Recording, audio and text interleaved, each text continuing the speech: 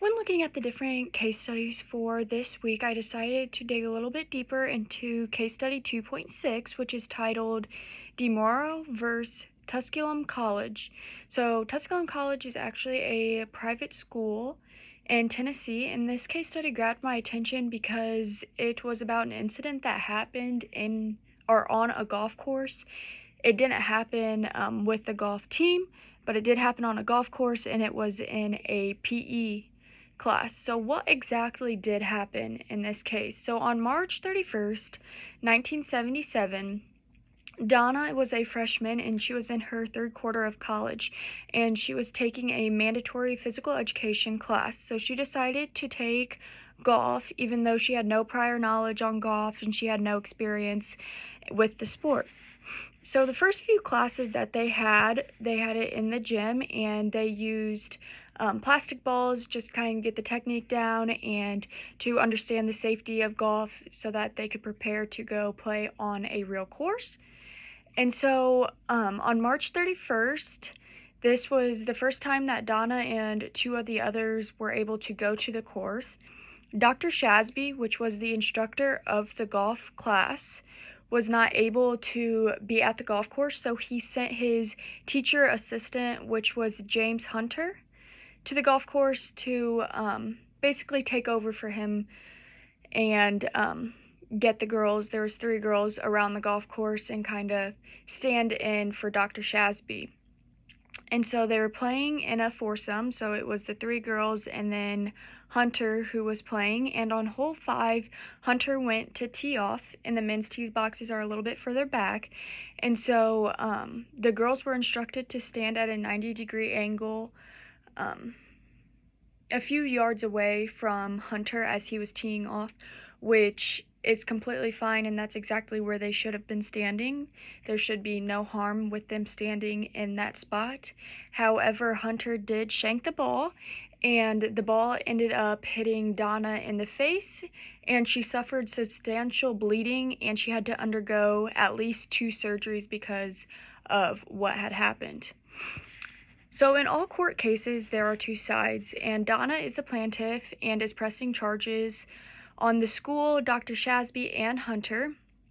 This leaves Dr. Shasby, Hunter, and the school to be the defendant. And on Donna's side of things, she says that she testifies that she was not aware that Hunter had little to no experience with this sport.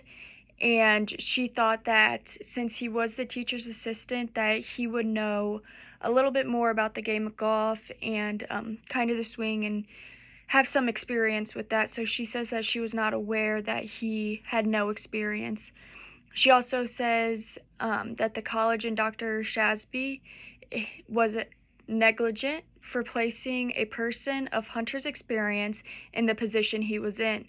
So she says that Hunter should have never been at the course with them, standing in Dr. Shasby's position, as he had no experience with the sport.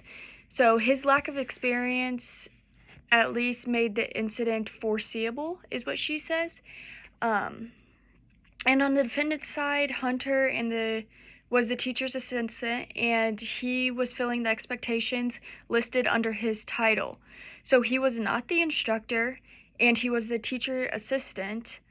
And to be a teacher's assistant, you do not technically have to be qualified to instruct the sport that you're being a teacher's assistant for. He was a physical education major, and so this was just one of the classes that he had to take, was to be a teacher's assistant and kind of see how this class was ran and kind of what went into this class.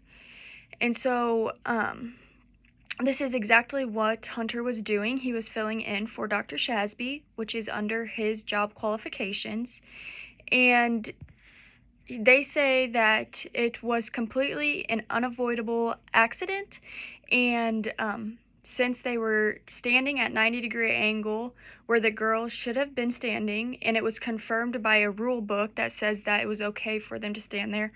So it was completely safe for them to be there. Hunter didn't do anything that made this accident happen. It was completely unavoidable and not in the hands of Hunter at all.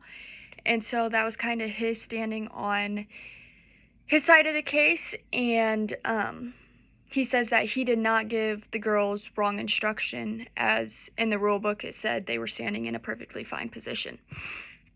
And so the court's decision on this case was that it was an unfortunate occurrence, but as a matter of law, the educational institution could not be held responsible. So a private school is not the insurer of the safety of students. As an athletic department and at a private school, you obviously want to make sure, like, the safety of the students is very important, but they are not the insurer of the safety of the students. And although this is something that is important in athletics, it is not something that the school can be held liable for. So the failure of proper supervision of the students, it was not sufficient to fix liability on the school unless it was shown that the failure was the proximate cause of the injury.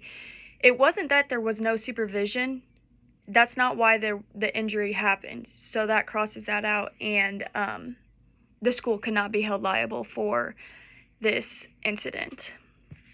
And so when thinking about the athletic department and the implications that the athletic department have, there are a few. Although this did happen in a PE class, it was not necessarily seen in the public eye as a PE class. It was seen in the eye of a golf incident, and golf goes underneath the athletic department.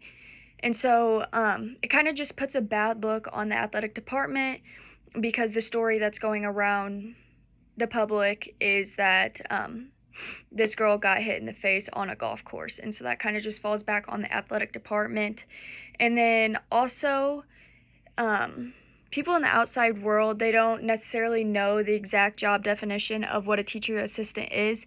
And so that kind of makes them think that, like, oh, that school is not having the proper coaches or the proper supervision that the athletes need and should have. And so their outside world's kind of thinking they're not putting proper teachers in the positions, and that those teachers should not be instructing those students. And so that kind of also just puts a bad view on the athletic department as well.